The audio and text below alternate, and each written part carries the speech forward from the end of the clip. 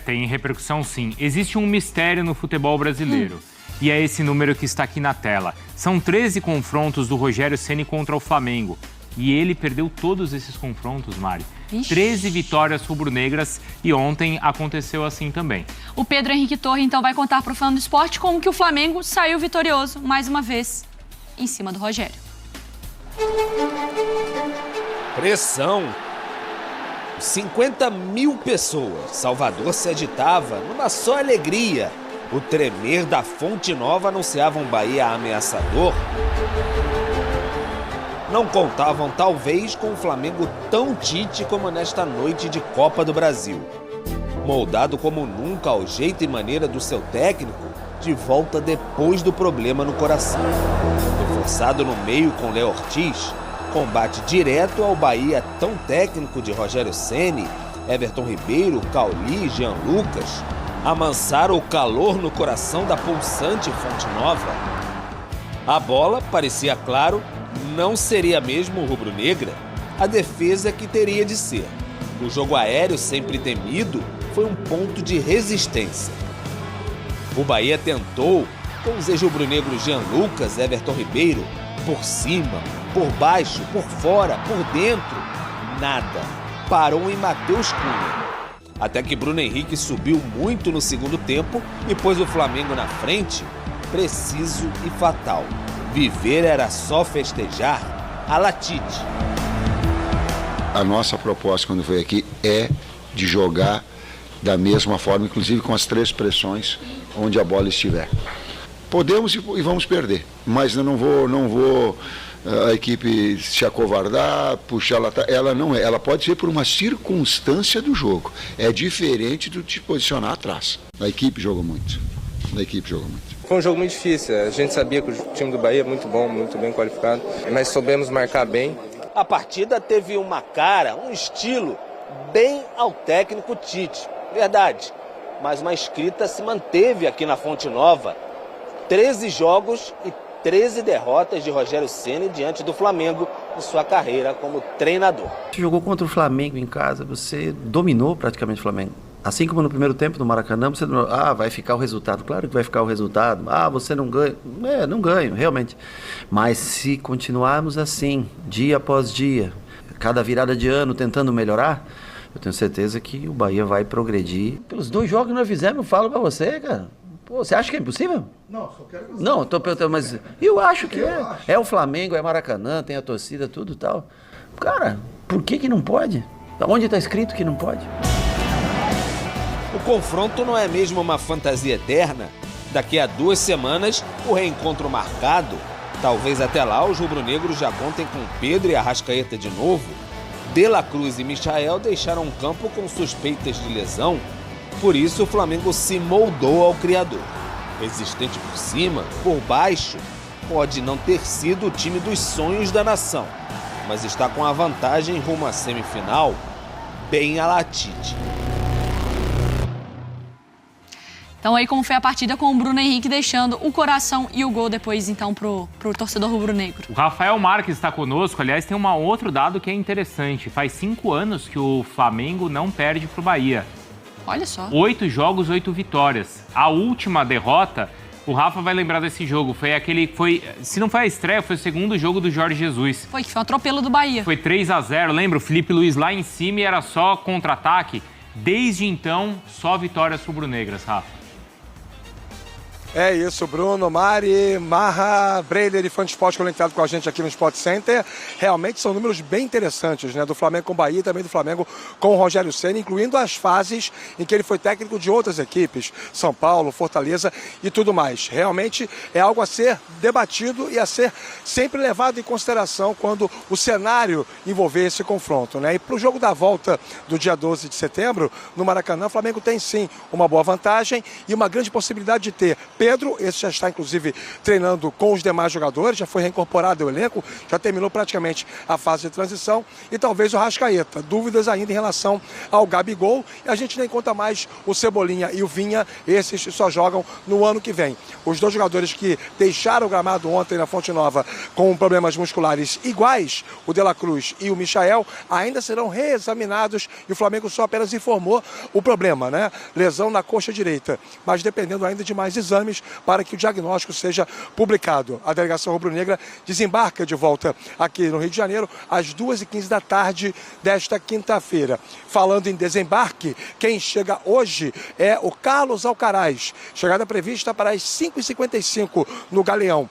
O jogador argentino de 21 anos, Flamengo pagando $20 milhões para ter esse atleta meio-campista. E quem chega amanhã, bem cedo, às 5h25 da manhã, também no Galeão, é o lateral esquerdo Alexandro, 33 anos, estava sem clube depois que saiu da Juventus e firmou compromisso com o Flamengo com duração de 2 temporadas. Falta apenas finalizar a contratação do Gonzalo Plata, equatoriano, 23 anos, do Al Sadd do Catar, para poder concluir a janela de julho com 4 contratações para a sequência de 2024. E ainda sobre o jogo de ontem, alguns dados bem curiosos, né? O Flamengo teve 46 rebatidas, 12 desarmes, 7 interceptações. O Pedro Torres desenvolveu sua reportagem em cima do teor de competitividade. E eu acho que o debate pode até, inclusive, passar muito por isso, né? Não foi o Flamengo que o torcedor gosta de ver jogar. Flamengo técnico, Flamengo insinuante, agressivo, jogando no campo do adversário, mas foi um Flamengo ontem que, indubitavelmente, soube competir, meus amigos.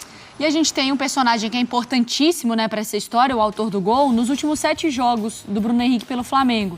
Aí com um pouquinho mais de um tempo, né, 65 minutos, 4 gols, e precisa de poucas finalizações até marcar, né? Ele é o líder no elenco nesse quesito, então em 2 finalizações ali, ele consegue fazer o gol. Quando eu introduzi ali a pergunta sobre São Paulo e Atlético, o Bruno falou, poderia ser o mesmo pro Flamengo, né, de que se tivesse terminado 1-0 pro Bahia... Você também falaria, o Bahia produziu, teve a posse, tentou, trocou mais passes, teve mais finalizações, mais ações na área rival, mas no fim das contas foi o Flamengo, sob esse aspecto competitivo, que sai com o resultado. Eu acho até, não sei se vocês concordam, mas eu acho que o Bahia foi até melhor em relação ao Flamengo do que o São Paulo em relação ao Atlético. O Bahia levou mais perigo, né? Chegou mais perto, né? Isso. O Bahia foi fiel ao que ele sempre pratica, o Flamengo se adaptou a uma situação, mas eu acho que tem que se adaptar mesmo. O Flamengo estava lotado de desfalques contra um time que tem uma ideia de jogo claramente definida e, assim, num ritmo que é pesado, né? Então, eu acho que o Flamengo fez o que tinha que fazer. Ah, mas pode jogar mais. Não, eu não falei que não pode jogar mais. Eu acho que pode jogar mais. Mas, de novo, característica da competição, você não vai ficar exposto. E até o Bahia conseguiu criar. Só que o Matheus fez as defesas importantes na hora que foi chamado a trabalhar. Jogo difícil. Passou o tempo já que você ia olhar para algum confronto ou outro e já cravar o resultado nesse momento de Copa do Brasil. Você observa o que o Bahia está fazendo. O Bahia está jogando bem, com muita frequência. O Flamengo respeitou o Bahia. Jogando bem, inclusive, nos confrontos desse ano contra o Flamengo, né? E é isso que mantém, assim, o Ceni acreditar na virada, porque ele ficou satisfeito com o que o time produziu ontem e também naquele jogo do Brasileiro no Maracanã. Mas os 2 jogos o Flamengo ganhou, Breider. Exato. E no Maracanã, o Bahia teve 70% de posse de bola, jogando fora de casa, com muita personalidade, e sofreu um gol no finalzinho, em cobrança, em bola parada, o Davi Luiz marcando de cabeça. Novamente, na Fonte Nova, mais de 60% de posse de bola, o domínio de jogo, e sofre um gol de cabeça no começo do segundo tempo. Então, quando o Rogério diz, nós fomos melhores, é coisa do detalhe, jogando assim, uma hora a gente vai ganhar, parece que todas as possibilidades foram esgotadas e o acaso decidiu. E olha, jogar melhor envolve várias dimensões. A dimensão do controle da posse de bola, número de finalizações, contundência, ser incisivo, e faltou isso para o Bahia em alguns momentos, principalmente no primeiro tempo.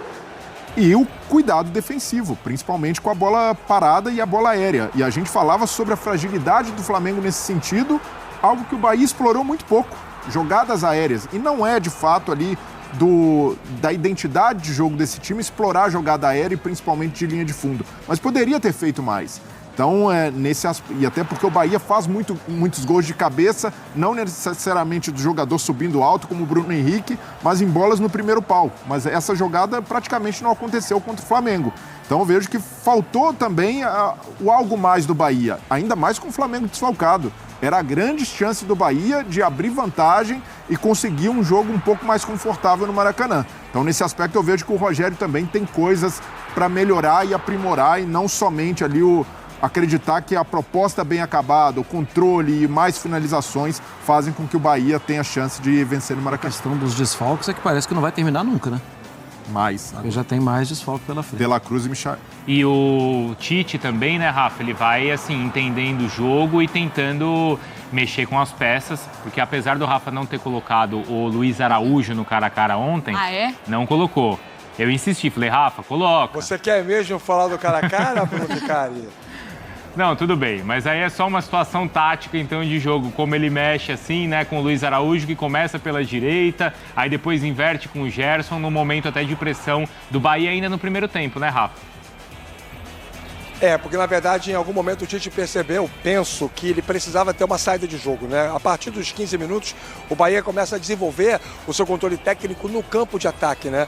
Mesmo sem transformar isso em muitas finalizações, querendo ou não, você ter um adversário trocando passes, tocando a bola perto da sua área não é bom negócio, né? Mas um adversário técnico como é o time do Bahia. E aí ele faz essa inversão, dá um pouco de desafogo para o Gerson, porque o Bahia vinha atacando muito pelo lado esquerdo do Flamengo, o direito dele, Bahia, com o Santi Arias, com a flutuação do Tassiano, com o Everton Ribeiro participando muito do jogo, as diagonais do Cauli, e aí isso causou desconforto. É muito comum os times que enfrentam o Flamengo, quando o Ayrton Lucas está em campo, escolherem o lado esquerdo da defesa do Flamengo para ser o espaço predileto para essas construções. E aí ele faz a troca, coloca o Luiz Araújo, que é um pouco mais rápido do que o Gerson sem a bola, recompõe um pouco mais e conseguiu ainda assim participar ativamente no ataque, nas raras vezes do primeiro tempo em que o Flamengo conseguiu atacar. Aliás, a melhor chance do Flamengo sai de uma jogada em que o Luiz Araújo vai ao fundo, cruza e o Gerson pega com a direita e chuta em cima do zagueiro do Bahia. Mas depois do segundo tempo, quando o Flamengo faz 1-0 e o Bahia tem 10 minutos, dos 10 aos 20, com 4 ataques construídos e nenhum deles resultando em gol, em função, inclusive, das ótimas intervenções do Matheus Cunha, a partir desse momento que o Flamengo passa por essa fase, controla muito o jogo. Vira aquela fase estratégica em que o Ceni mexe para tentar empatar e o Tite mexe para tentar recompor e segurar 1-0 e no final das contas o Tite leva vantagem e volta com essa vitória para o Rio de Janeiro. Importante o Everton Araújo ter entrado para poder dar consistência ao meio campo, importante também o Michael ter entrado, pena que se machucou, teve até uma oportunidade no segundo tempo que poderia ter dado ao Flamengo o segundo gol, mas enfim, o saldo para o Flamengo é positivo apesar das lesões. É muito problema muscular ao mesmo tempo, esse mês de agosto vai ficar na história nesse sentido. E a gente tem exatamente uma tela sobre esses lesionados do Flamengo, porque chama muito atenção, né, Marra? Muito. Porque não é assim, um jogo que muita gente se lesionou porque é a característica do jogo, ou 2 jogadores. É o mês do desgosto. Se chama, sabe o quê? Mercúrio retrógrado. Acabou ontem. Mas ontem Acabou? ainda acabou ontem, o Mercúrio retrógrado, Aí, a partir do dia 2/8, eu li a nossa conta. O Cebolinha com a coxa direita, o De La Cruz, joelho direito. Aí a situação do Varela no quadril. E isso aí, um dia depois, o Cebolinha, aí a questão do tendão. No dia 16, o Vinha. Aí o joelho e a fratura na tíbia. Aí o Pedro e o Gabigol. Aí é uma situação diferente. Exatamente, Ali não entra na cota muscular. E o Vinha ainda ficou em campo até o final do jogo, hein, gente? O Arrascaeta com a coxa esquerda, Rafa, o Wesley. Aí o Tite, aí também é uma situação completamente diferente, mas ainda notícias medicinais do Flamengo, se a gente pode colocar assim. E aí o Michael e o De La Cruz também sentindo mais uma vez. Então a gente está falando ali de muitos jogadores e muitos jogadores do setor também ofensivo, né? Porque é Pedro, é o Gabigol. Aí é o Cebolinha, aí chega o Michael, é o Michael. Aí você pensa no Arrascaeta e o De La Cruz também. Você vai perdendo muitos jogadores. Sim, e muitos que fazem a mesma função, né? Acaba atrapalhando demais. A gente vive um calendário que mata mesmo, né? Faz isso com os jogadores. Eu acho que a gente tem que ouvir mais de comissão técnica, de departamentos médicos, né? E físicos. Mas a gente sabe que a comissão técnica do Flamengo ela é muito boa, né? Isso não é muito comum acontecer. Só que está acontecendo. Então, por isso que a gente tem que ouvir mais, né? Tem acidentes, e tem o desgaste normal, maluco do Campeonato Brasileiro. Às vezes vai mudando a época do ano, né? O Milito ontem estava falando na entrevista coletiva que junho, né, ele perdeu 12 jogadores. E agora está lá o Flamengo no mês de agosto. E tem muitos times que em temporadas eles fazem primeiros meses assim muito bem, e aí chega nesse período, por conta das lesões, ele acaba deixando as competições. Não é o caso do Flamengo. Ele continua, vai sobrevivendo e vai avançando. Então, até por todo esse contexto, e o contexto da temporada passada também, que o Flamengo passa sem ganhar título, é considerado uma temporada muito frustrante, com razão, pelo torcedor rubro-negro, não dá para cobrar futebol arte, jogo bonito, algo que o Tite, na carreira também, nunca foi ali um mestre em entregar. Precisa se cobrar competitividade. E isso, mesmo com muitas lesões, mesmo com muitos problemas, o Flamengo do Tite está entregando. Pode ser até que o jogo contra o Bolívar, que foi uma derrota em La Paz, seja considerado um divisor de águas nesse aspecto, de o Flamengo entendendo, olha, é uma temporada com obstáculos, com desfalques, em que a gente vai precisar dar algo mais. E ali houve realmente um comprometimento coletivo em sair com a classificação na Libertadores. E essa atitude do Flamengo permanece. Mesmo nos jogos ruins, a gente observa o Gerson competindo o tempo inteiro, saindo exausto todas as partidas de campo. Quem vem do banco, mantendo a intensidade. Ontem entra o Igor Jesus, que há muito tempo não era acionado e vai bem. Entra o Everton Araújo com pegada, com dedicação na marcação. Então, até por isso, o torcedor rubro-negro precisa entender esse momento e comprar o barulho da comissão técnica, porque o Alan, por exemplo, jogador muito questionado, o Alan não serve, em algum momento vai ser útil, em algum momento vai precisar dele e precisa entrar como o Everton Araújo entrou, com a mesma atitude. Então, nesse aspecto, eu vejo que o Tite está bastante consciente do que precisa entregar nesse momento, que é a competitividade, é o que resta, é o que não é negociável. Mesmo com problemas, quem entrar precisa ter esse espírito, e vejo que o Flamengo evoluiu nesse aspecto. Não há mais aquela apatia que a gente tanto criticou depois da derrota contra o Palestino na fase de grupos da Libertadores. O Flamengo mudou muito nesse aspecto. Ô Rafa, só que o torcedor, eu vejo alguns rubro-negros pensando assim: apesar desses desfalques todos, o time vai sobrevivendo, vai avançando, e quando tiver fôlego ou essas peças voltarem, melhor ainda, porque a reta final das competições... E além de tudo tem contratações. Contratações chegando, boa. Já tem outros torcedores que pensam assim, olha, o time não está desempenhando tão bem, apesar de ser competitivo, e pode ser que mais cedo ou mais tarde para não falar sorte, o time talvez não seja tão eficiente. E isso pode ser um risco nas próximas fases das competições. De que lado que você está, Rafa? Bom, eu acho que o ideal do futebol é que você jogue com eficiência e com qualidade, né? Eu não gosto de falar sobre isso porque fica uma prisão constante a um modelo específico, né? Quando o exemplo vira tese, que é o tal Jorge Jesus 2019, né?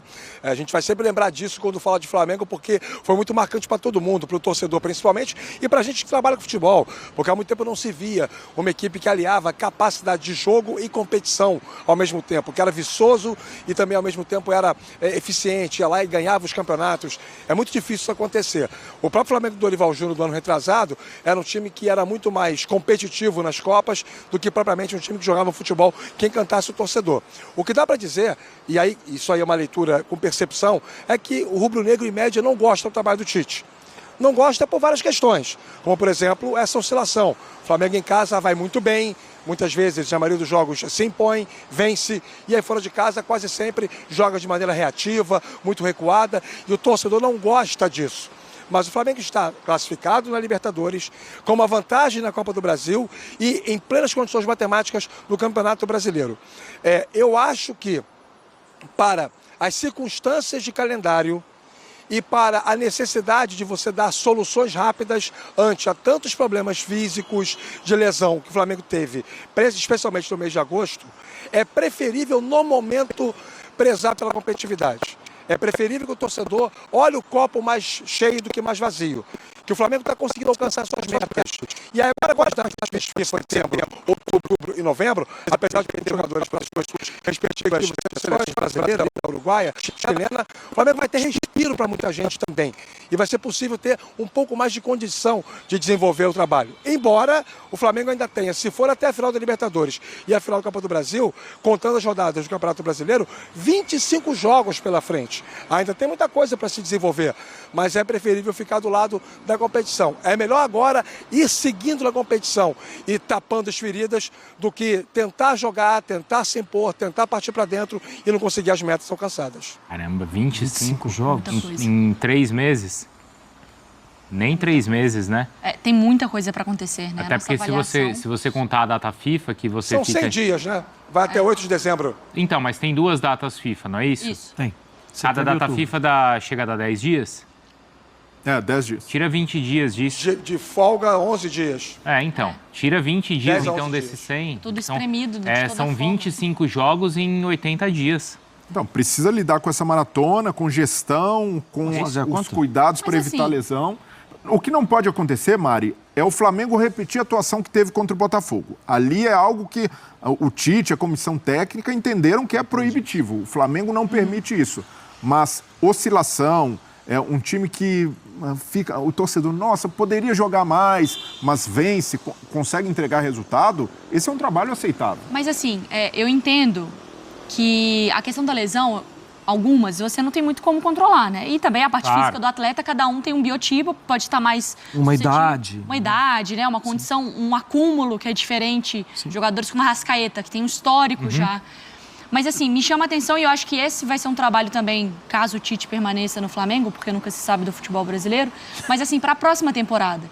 Porque, por exemplo, a preparação física do Botafogo, a característica dos jogadores chama muita atenção, acho que é o Formação extremo. do elenco, O Fortaleza, que não tem a mesma profundidade de elenco, tem mais jogos na temporada e a gente não vê também com tanta frequência saindo 1, 2, 3 do mesmo jogo por lesão. Então, acho que esse vai ser um ponto de atenção, ou deve ser um ponto de atenção para o Flamengo na próxima temporada, para não sofrer tanto.